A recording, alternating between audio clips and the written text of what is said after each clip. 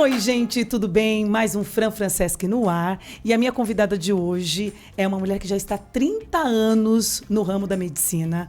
Uma mulher super inteligente, uma mulher acima do seu tempo, vamos dizer assim. Das outras 2 vezes que eu falei com ela, ela estava indo e voltando para algum lugar para buscar especialização. Ela não para. É a minha amiga querida Mília Beatriz Gulper Mecker. E você sabe que eu tenho um probleminha com o sobrenome e a gente continua em 2024. Mas ele não é fácil, grupem mais. Doutora, muito obrigada por você estar aqui comigo. A gente vai dividir tanto conhecimento, porque você é uma mulher rica, super rica de conhecimento de coisas legais. Obrigada primeiro por todos esses elogios. Espero merecê-los. Super merece. E vamos conversar então. Vamos lá. Doutora, aproveitando, não seria essa a nossa pergunta inicial, mas nós estamos com um grande auditório aqui hoje. A melhor plateia, né? A melhor plateia. 4 crianças. Quando uma mãe vê uma médica, a gente já fala assim, meu Deus, qual que é a especialidade? Me diga essa super inovação que para mim é um salvador. Como que as consultas online estão cada vez crescendo e que bom? Então, as consultas online começaram principalmente por causa da pandemia, já que a gente não podia ter contato, né, com as pessoas, e, enfim, as pessoas não param de ficar doentes, e na pandemia ficaram até mais. É uma inovação no sentido de que você ganha tempo, você ganha agilidade, e elas hoje são normatizadas pelo CFM. Então, você agenda um horário, pode ser no próprio consultório do médico que se dispõe a fazer a consulta online. Existe uma certa preparação do médico para poder fazer essa consulta de forma eficiente. Você agenda, marca um horário que pode ser ou num Zoom, ou no Google Meet, ou enfim, como o médico que você agendar achar melhor, e você faz essa consulta e consegue examinar o paciente de forma absolutamente perfeita. E receitar e passar a receita com assinatura digital, que é aceita pelas farmácias, né? Eu fiquei tão emocionada com a tua abertura e com a tua vinda aqui, que eu acho que eu não falei o mais importante também, que é a sua especialidade. Ah, sim, eu sou otorrino. Otorrino. Aí, por exemplo, uma mãe ligou lá para a doutora. Doutora, meu filho está com esses sintomas de gripe, tosse, nariz congestionado. Você já automaticamente encaminha o exame para ver. Como que é no online ver nariz e boca? Então, os celulares hoje têm uma definição ótima, né, de imagem, tanto que as fotos também estão cada vez melhores.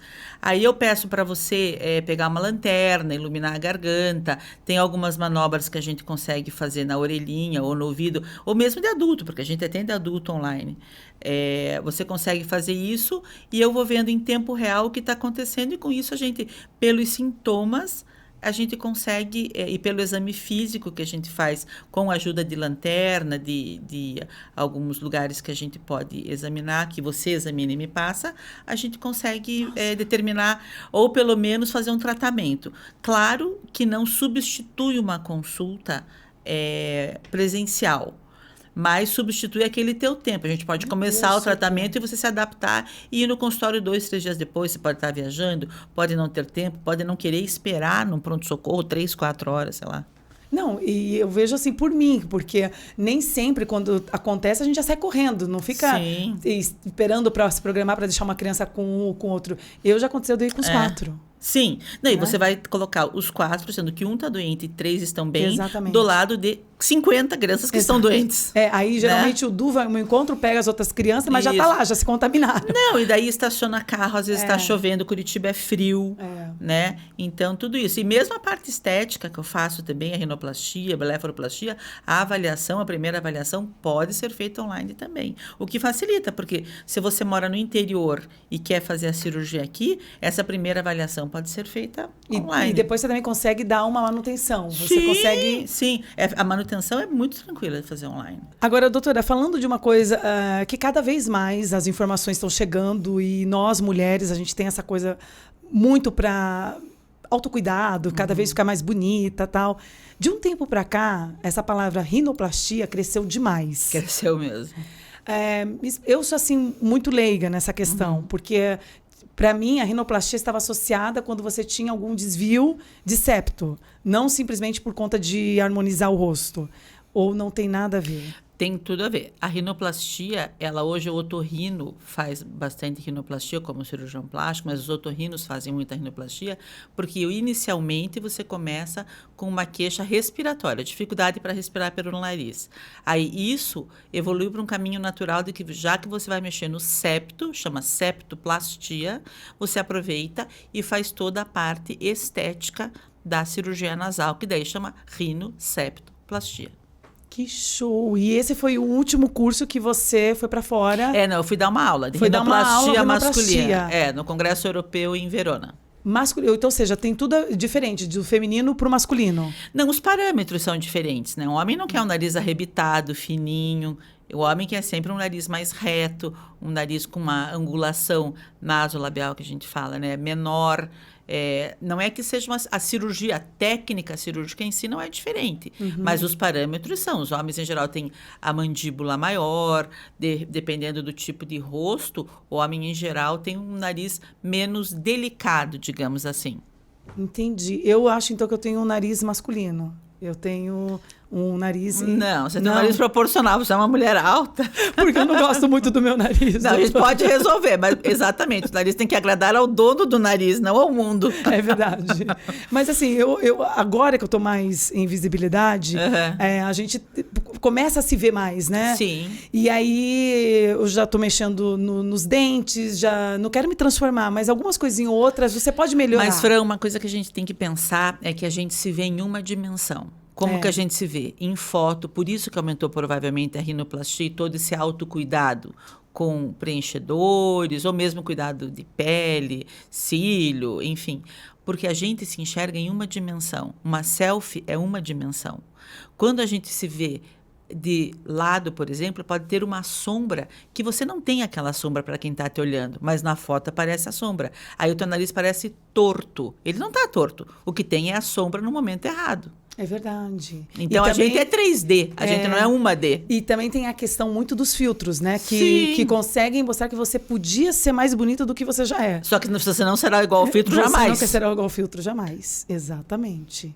E isso é uma questão bem importante. Alguém chega no seu consultório e fala, doutora, eu quero esse filtro aqui, ó, igual esse Inclusive filtro. O filtro que eu uso às vezes. Entendeu? Essa que é a verdade. A gente não é o filtro. A gente não é 3D. A gente é 3D. A gente se vê numa dimensão. Mas nós somos 3 dimensões. Verdade, verdade. Agora, indo um pouquinho lá para trás, só para a gente poder contar, como que nasceu essa formação? Porque você tem uma família grande de médicos. Sim, a família do meu marido, meu pai era ginecologista, mas a família do meu marido, o Grupo Master, eles são todos oftalmologistas. E eu sou a ovelha negra da família. Eu fui fazer otorrino. Eu fiz faculdade na Universidade Federal, aqui de Curitiba. Daí eu fiz a residência 3 anos aqui e fiquei 1 ano em Harvard. Isso, né, logo que eu acabei a residência, fazendo exatamente essa parte de cirurgia facial. Porque nos Estados Unidos, na época principalmente, hoje é mais comum, já era o otorrino quem dominava essa área, já que essa é a nossa área, né? A área facial, anatomia, fisiologia faciais. E, doutora, chegam lá no seu consultório e qual que você vê a maior... como que você faz a leitura se aquilo realmente, como você falou, o nariz é seu e tem que agradar você e não os outros. Mas como que você vê uma insegurança no seu paciente, às vezes, que aquilo, por exemplo, eu quero um filtro de Instagram, mas você não vai ficar assim. Como que você vê que, de fato, é aquilo que já vem acompanhando essa pessoa há muito tempo, que é uma coisa assim, não consigo nem sair de casa porque eu não gosto do meu nariz. Ou, às vezes, eu vou procurar emprego e eu penso só no meu nariz e me desconcentra. Como que você consegue dividir uma coisa de moda por uma coisa que, de fato, incomoda ela há anos? É assim, isso são os anos de profissão, que te dão um conhecimento humano, que te dão um conhecimento técnico, para que você possa oferecer para o paciente o melhor. E eu sempre falo que eu digo muito não. Não é para você a cirurgia, porque a pessoa, muitas vezes, põe a expectativa da vida dela no nariz, ou no olho, ou no preenchimento, enfim, em qualquer procedimento. Aí faz e a vida continua exatamente a mesma. Daí o que acontece? Vira para você e fala, não, doutora, mas minha vida está igual. Mas eu não prometi a mudança da tua vida, eu prometi a melhora do seu nariz, por exemplo. Então, se você percebe esse tipo de expectativa, eu encaminho para psicólogo, eu encaminho para pessoas que possam fazer uma avaliação que não só técnica. E muitas vezes o pedido do tipo de nariz, o que mostra, eu digo, eu acho que isso não fica bom para você, não recomendo que você faça, talvez eu não seja o profissional correto para esse tipo de coisa que você quer. E dentro dessa sua avaliação de que o nariz que ficaria melhor ou não, é a tecnologia que está junto com você ou pela sua estudo de harmonização do rosto, tamanho de nariz, de olho com boca, você... Existem técnicas, né, que são as técnicas das proporções faciais, que vêm desde Da Vinci, para você ter uma ideia. Mas, hoje em dia, eu uso no meu consultório um programa de computador que a gente consegue mais ou menos simular como vai ficar o nariz. Só que essa simulação é para que a gente olhe para o mesmo lugar. Então, por exemplo, a giba me incomoda. Eu diminuo a giba e esse calombinho. Eu diminuo um pouco. Se quer que diminua mais, vamos diminuir mais. Para a gente olhar para o mesmo lugar, para aquela coisa que eu te falei das 3 dimensões. Porque daí nós duas, né, eu e o paciente, estaremos olhando para a mesma dimensão. Então, nós sabemos o que esperar da cirurgia. E isso não é uma promessa, essa simulação. Essa simulação é uma forma de a gente tentar chegar a um lugar comum, mas existem variáveis, como, por exemplo, a cicatrização do paciente. Nisso eu não mando. Eu mando na técnica cirúrgica. Agora, os cuidados pós-operatórios, se o paciente faz mais ou menos edema, se faz algum tipo de cicatrização diferente, e isso, muitas vezes, a gente só sabe depois que opera. E o que você sentiu de evolução de quando você começou? Porque são 30 anos no mercado de medicina. O que você sentiu de inovação que vem só facilitando o seu, ou melhor, melhorando o seu trabalho de rinoplastia?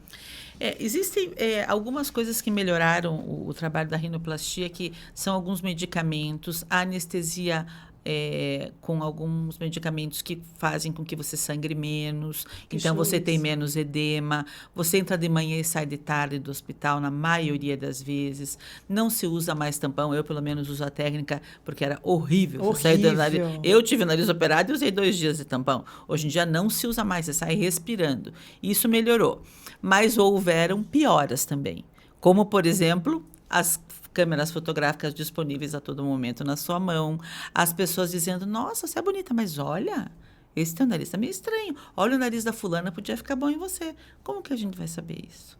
As expectativas aumentaram muito em relação àquilo que você realmente oferece numa cirurgia. Um ponto, é verdade, muito. E até isso que você falou sobre, olha, esse nariz ficaria bom.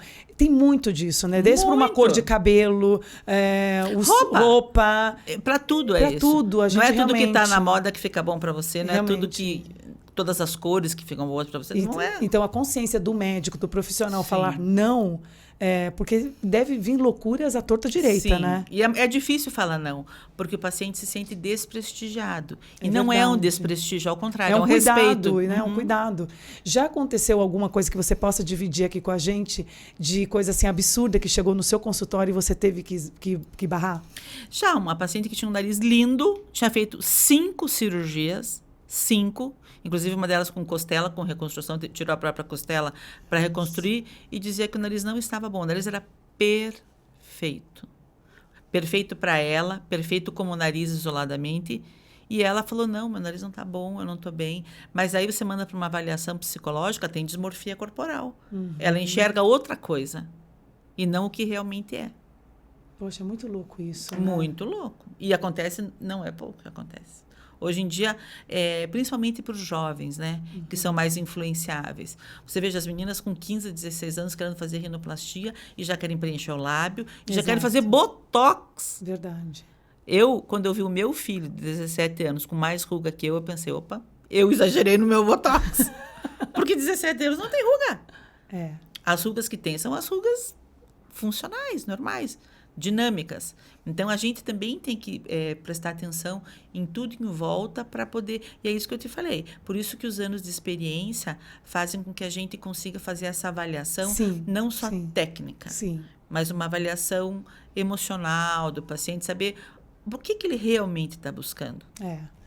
Eu vim fazer meu primeiro procedimento estético aos 40 anos. Eu nunca tinha feito nada. Então, como eu comecei a fazer... Bom, 40 anos, logicamente, o corpo já tem os seus traços de vivência, né? E eu comecei a correr e comecei a sentir que meu rosto estava meio que dissolvendo, assim. E aí eu fui fazer meu primeiro... Esse é o termo, dissolvendo. Aí eu fui fazer minha primeira aplicação de Botox. E com uma profissional maravilhosa também, que é a doutora Luciana Torlado. E eu senti, doutora, assim, que o negócio deu uma rejuvenescida. Claro. Mas também com muito cuidado, porque eu fiquei com muito medo. Eu falei do meu nariz, mas é uma coisa assim que...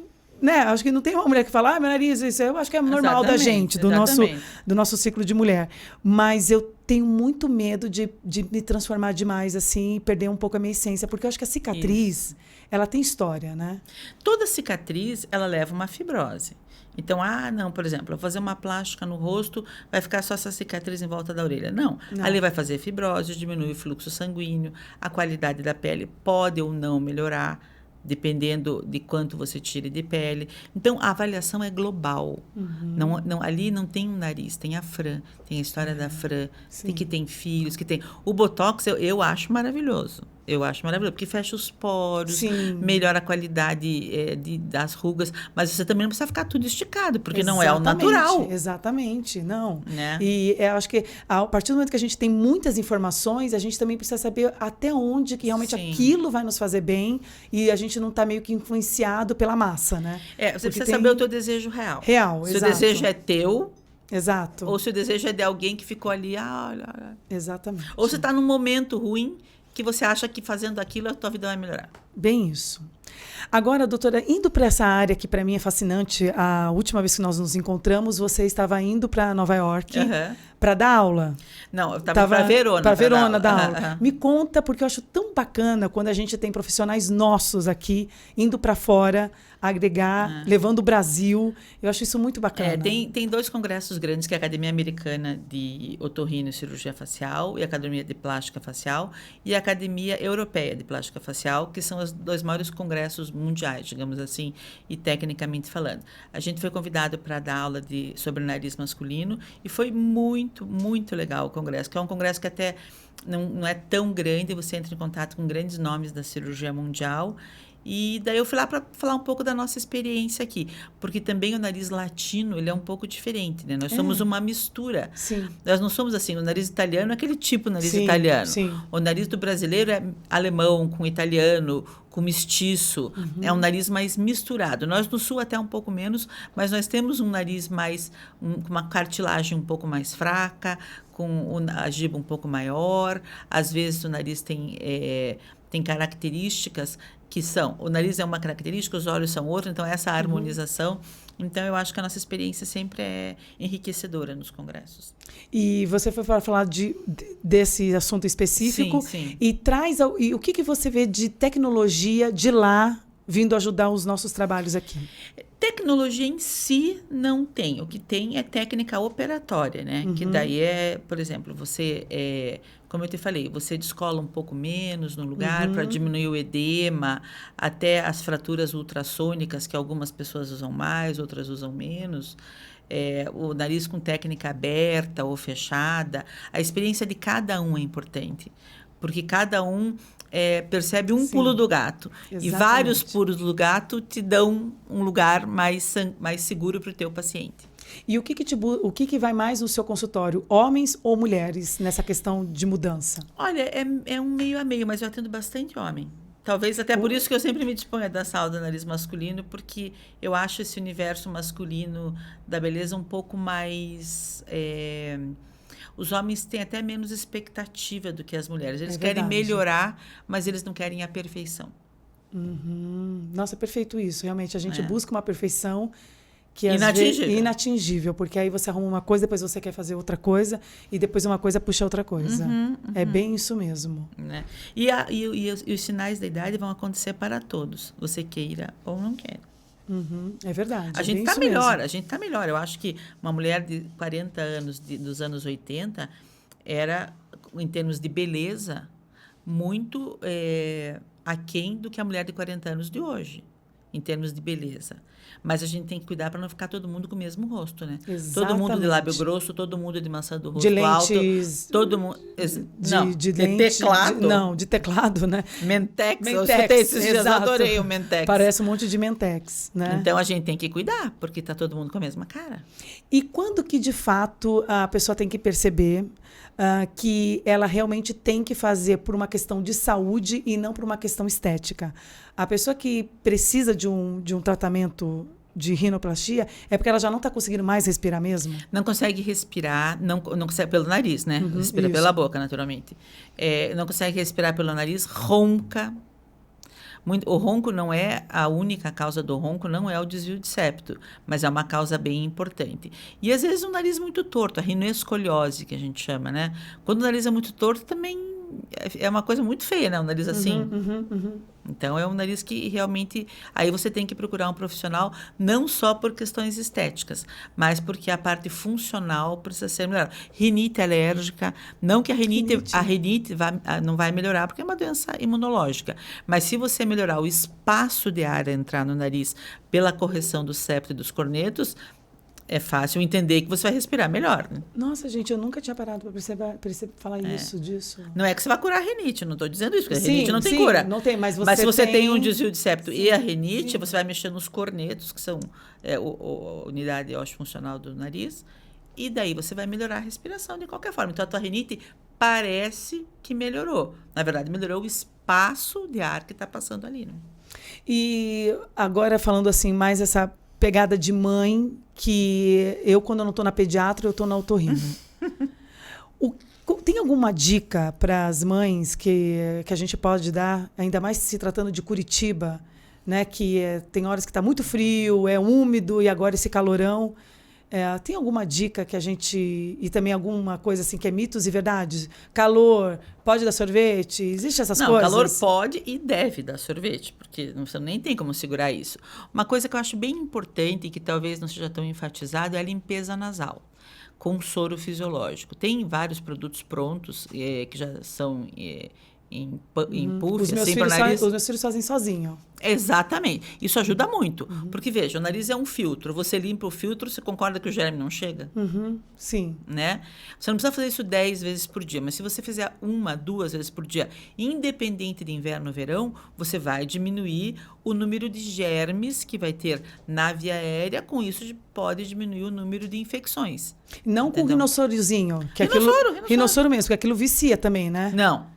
O rinossoro, que é soro fisiológico, não. O que vicia é o vasoconstritor.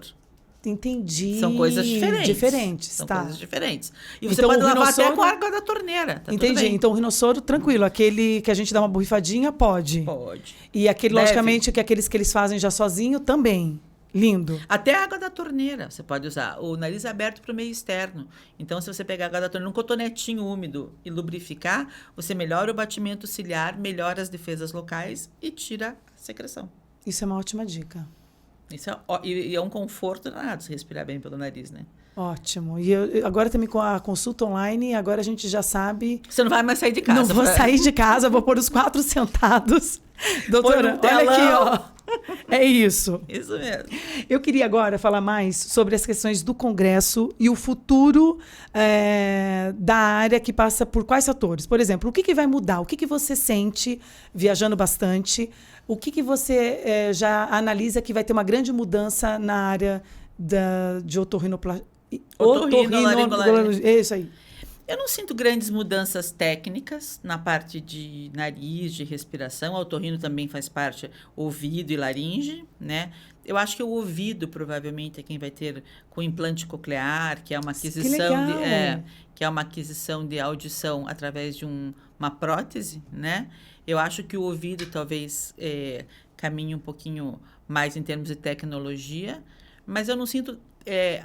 o que vai sempre evoluir, e que a gente está fazendo agora, inclusive, é uma pesquisa de uso de cartilagem congelada, de banco. Quer dizer, existe doação de órgãos, certo? Esse mesmo doador de órgão doa a cartilagem costal, da costela. Aí a gente vai lá, colhe, congela, faz todos os exames, faz com que ela seja estéril, e aplica na reconstrução do nariz, que antes só podia ser feito tirando do próprio paciente. Então, isso diminui a morbidade. O primeiro trabalho mundial de cartilagem fresca congelada é meu e de mais 2 amigas minhas, a doutora Ellen e a doutora Cíntia Nicolau. Doutora, parabéns. Obrigada. Vai ser publicado agora, esse ano, na Revista Americana de Cirurgia Plástica. Nossa, eu fiquei toda arrepiada. Parabéns. Foi muito legal, muito legal. E os resultados são muito promissores. Muito promissores. Nossa, isso é muito legal. Muito legal mesmo. E isso vocês vão publicar agora? A gente fez o trabalho, a gente já tem 6 ou 7 pacientes. E agora a gente já foi aceito o nosso trabalho na Revista de Cirurgia Plástica Americana. E agora a gente vai publicar o trabalho para poder normatizar. Porque você também tem que ter um banco que se disponibilize a processar essa costela para que ela seja estéril. Você não pode tirar de uma pessoa, né, que doadora para colocar numa pessoa para reconstruir no nariz. Porque isso pode gerar infecção, rejeição, uma série de coisas. Gente, muito show isso. Parabéns, doutora. Você Obrigada, é uma mulher assim... o primeiro contato que eu tive com você foi num evento. Foi num evento mesmo. E você já chegou com aquela alegria, você chegou já despertando a atenção. Falei, nossa, que moça é essa? Obrigada pela moça. E o legal é isso, que você vai buscando conhecimento. Você estava indo para uma viagem, depois ia se encontrar com seu filho em Nova York e falou da aula, dos cursos. Eu falei, gente, essa mulher é isso, é vida, né? É tipo a Fran, né? Que não para. Quase isso. Mas meus filhos estão pequenos ainda. Mas dá mais trabalho, dá mais trabalho. E é trabalho cheio de físico, pelo menos. E como que é a sua rotina, Miriam? Entre consulta, sendo mãe de adolescentes...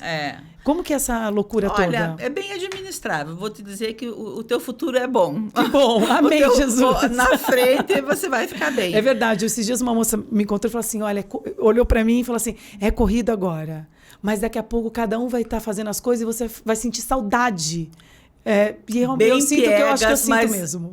É um pouco piegas a gente falar isso, mas é a verdade. Você sente saudade da casa cheia, porque também cada um traz um amigo. É muito gostoso. Eu ainda tenho filho em casa, mas assim, eles iam para a escola de manhã, né? O meu mais velho já mora fora, mas eles iam para a escola de manhã, daí eu ia operar ou ia para o consultório.